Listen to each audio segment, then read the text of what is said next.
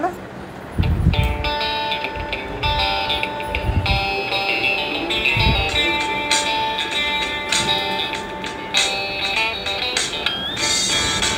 Hello বন্ধুরা, নমস্কার। আজকে আমি এক নতুন রেসিপি, এটা নতুন রেসিপি নয়, এটা চলছে, বাঙালি যতদিন থাকবে তার এই রেসিপিও থাকবে। সেটা হচ্ছে ট্র্যাডিশনাল রেসিপি। এই রেসিপির নাম হচ্ছে ডাব চিংড়ি, যেটা নাকি দেখবেন অকেশন বাড়িতে প্রায়ই দেখা যায় এবং অপূর্ব স্বাদের, অতুলনীয় এটা।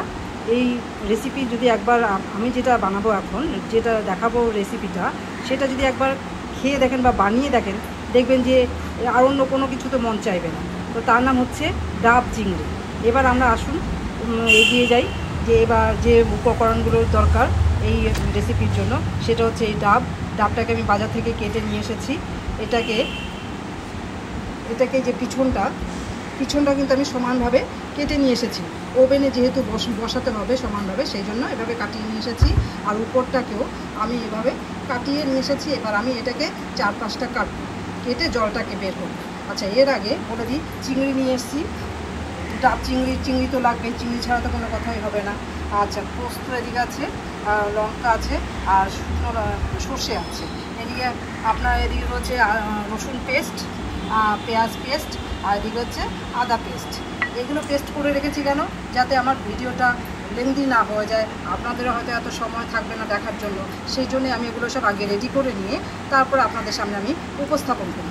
আচ্ছা, এর জন্য এই বাটিতে রয়েছে নারকেলের দুধ, এটাকে আমি আগেই বের করে রেখে দিয়েছি। এবার এর জন্য থাকবে আপনার একটু লবণ, একটু ঘি, এই পর্যন্ত। এবার আমি ডাবটাকে কেটে দেব। হ্যাঁ, এইভাবে আমরা ঢাকনাটাকে, মানে ডাবের কভারটাকে এভাবে কেটে তুলে ফেললাম। তুলে এবার এটাকে মুখটা একটু বড় করে রাখা হচ্ছে, কেননা চিংড়ি মাছ খুব ঢুকাতে হবে। এবার এই জলটাকে আমরা একটা ছাঁকনি দিয়ে ছেঁকে ফেলব।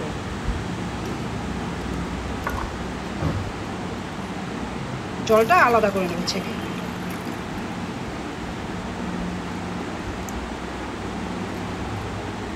এইভাবে লেয়াগুলোকে ডাবের থেকে তুলে নিতে হবে। তুলে নিয়ে এই ডাবের লেয়াকে আমরা পেস্ট করে নেব। আর এদিকে চিংড়িটাকে আমরা এই চিংড়িটাকে আমি বাজার থেকে কাটিয়ে নিয়ে এসেছি। যেগুলোর মাথার চোখের নিচে থেকে কাটিয়ে নিয়ে এসেছি, এবং এখানে যত ডানা ফানা যা ছিল সব ছাটিয়ে দিয়ে লেজটাকে একটু ছাটিয়ে দিয়েছি। আর এখানে যে মাঝখানে একটা শিরা থাকে কালো, দেখেছেন? এই যে এখানটায় আমি কেটে এই শিরাটাকে বের করে ফেলে দিয়েছি, কারণ এই শিরাটা থাকলে কিন্তু শরীরের জন্য খুব ক্ষতিকর। তাই আমি এগুলোকে সব বেছে আনার পরে এখানেই আমি সব করে নিয়েছি। এই যে এখানে কেটে শিরাগুলো সব ফেলে দিয়েছি, সুর যা ছিল সব ফেলে দিয়েছি। এবার আমি এতে একটু সামান্য নুন দেব, এই ঠিক হাফ চামচ মতো। আমার যে পরিমাণ মাছ আছে তার জন্য আমি একটু হাফ চামচ নুন দিয়ে এটাকে আমি ম্যারিনেট করে একটু রেখে দেবো। প্রায় 8-10 মিনিটের মতো এটাকে রেখে দিলাম এখানে। এবার আমি মশলাটাকে পেস্ট করে নেবো আগে। এই যে আপনাদের সামনে যে মশলাটা দেখিয়েছি, এই যে পোস্ত আমি নিয়েছি এখানে 1.5 চামচ, আর সাদা সর্ষে পোস্ত 1.5 চামচ নিয়েছি, সাদা সর্ষে 1 চামচ নিয়েছি, কেননা এর থেকে বেশি নিলে তিতো হয়ে যাবে।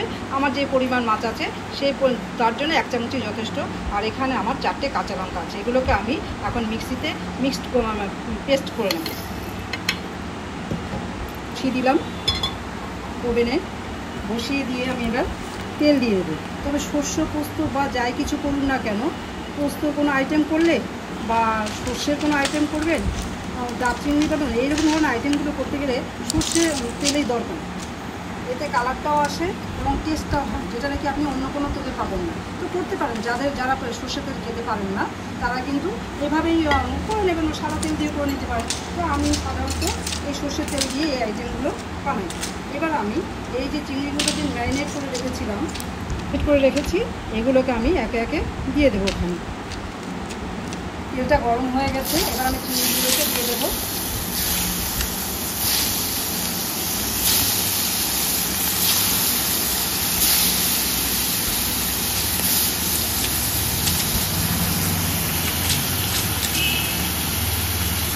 এটাকে বেশি ভাজবো না, হালকা করে ভেজে নেব, কারণ বেশি ভাজবে, মাছটা তো দেখেছে কত বড় বড় নিয়ে এসেছি। এবার দেখুন ভাজবো যখন, বেশি ভাজবে তো তখন ছোটো ছোটো হয়ে যাবে, তখন সেরকম মনে হয় এই বাবা এই ছোটো মাছ নিয়ে এসেছিলাম, এরকম একটা মনে হবে। সেই জন্য বেশি না ভেজে হালকা ভেজে এগুলোকে আপনি তুলে ফেলবেন।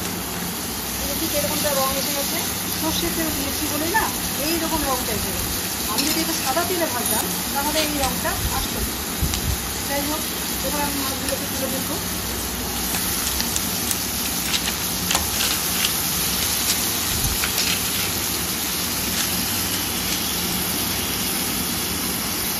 এরকমটা রঙ এসে যাবে, এইভাবে আমরা তুলে ফেলছি। এবার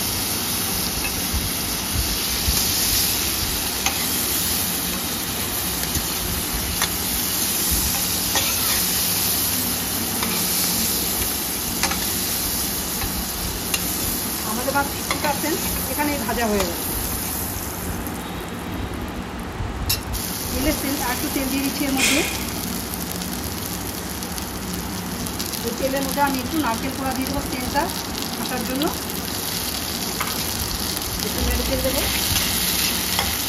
এবার এতে আমি পেঁয়াজ বাটা এখানে 2 চামচ দেবো। যে পরিমাণ মাছ আছে আমার এখানে 2 চামচই যথেষ্ট।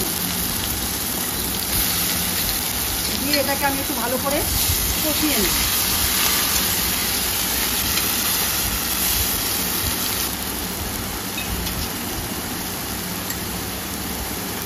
এবার আমি এই 1 চামচ সমান সমান আমি আদাটা দিয়ে দেবো।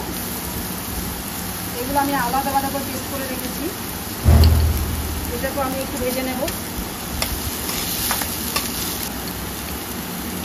এবার আমি যতটা রসুন দিয়েছি বা যতটা পেঁয়াজ দিয়েছি তার থেকে কিন্তু আমি কম দেবো রসুন। রসুন তাহলে আমি একদম সমান সমান এই যে 1 চামচ দিয়ে দেবো।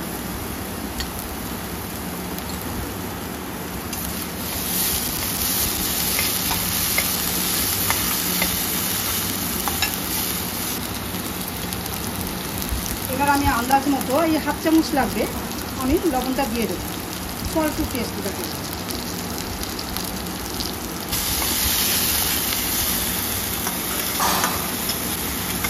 দেখুন মশলাটা পুরো তেল থেকে আলাদা হয়ে যাচ্ছে, মশলাটা ভালো করে কষানো হয়ে গেছে।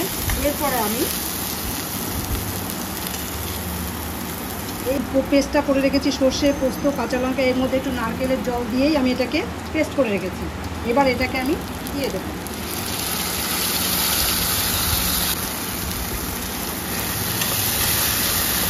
এখানে কোনো বাইরের জল ইউজ করা দরকার পড়বে না, নারকেলের জল বা ডাবের জল যেটা সেটাতেই রয়েছে। মশলাটা কষানোর জন্য আমার যে এই ডাবের জল রয়েছে এখান থেকে আমি একটুখানি দিয়ে দেবো।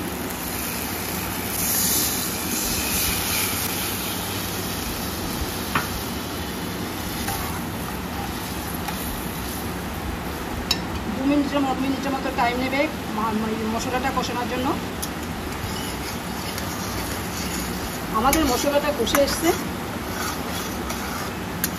আর আমরা এই নারকেলের যে দুধটা বানিয়ে রেখেছিলাম এটাকে দিয়ে দেবো।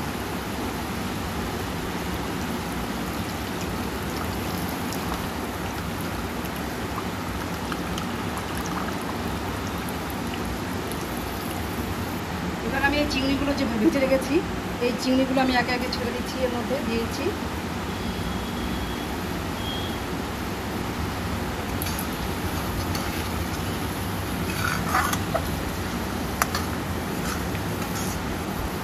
এটা আমাদের হয়ে গেছে। এবার এটাকে আমরা গ্যাসটাকে অফ করে দিচ্ছি। এবার এটাকে আমরা ডাবের মধ্যে দিয়ে দেব।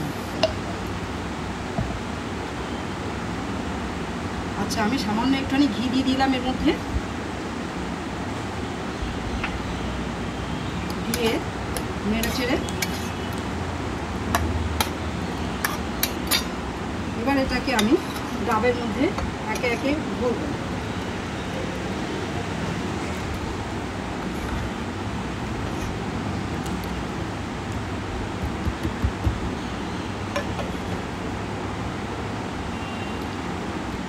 এবার আমি সব চিংড়িগুলোকে এর ভেতরে দিয়ে দিয়েছি।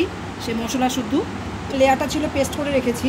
এবার এটাকে আমি এর মধ্যে দিয়ে দেব, দিয়ে নেড়ে দেব। দেখুন একদম ভরে গেছে। এর উপরে কাঁচা লঙ্কা দেওয়া আছে। এবার এটাকে আমি আটকে দিচ্ছি, আটার পিটুলি বলুন বা যাই বলুন এর সাথে চিপকে দেওয়ার জন্য। এই যে ঢাকনাটা রেখে দিয়েছিলাম, এটাকে আমি দিয়ে দেব। আটার চিপকানোটা যদি না দিই তাহলে খুলে বেরিয়ে আসবে, আর ইয়েটাও আইটেমটাও আমার যে জিনিসটা হচ্ছে চিংড়িটাও ঠিক ভালোভাবে তৈরি হবে না। সেই জন্য এভাবে আটকে দিলাম, ঠিক এভাবে বসিয়ে দিলাম।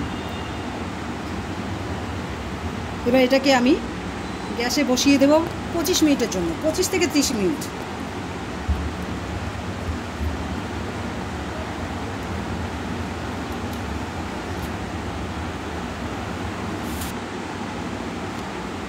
আমাদের ডাব চিংড়িটা হয়ে গেছে, 25 মিনিট হয়ে গেল। এবার এটাকে আমরা নামিয়ে নিয়েছি, গ্যাসটাকে অফ করে দিয়েছি। এর মধ্যে এবার আমরা এটাকে খুলব।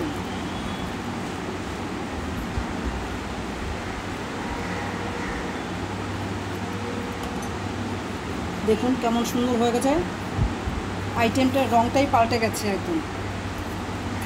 চলুন এবার আমরা গরম গরম পরিবেশন করি।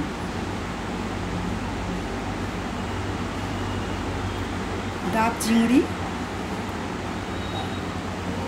বাঙালির এক ঐতিহ্যবাহী মেনু বলতে পারেন, বা পদ বলতে পারেন, বা রেসিপি বলতে পারেন।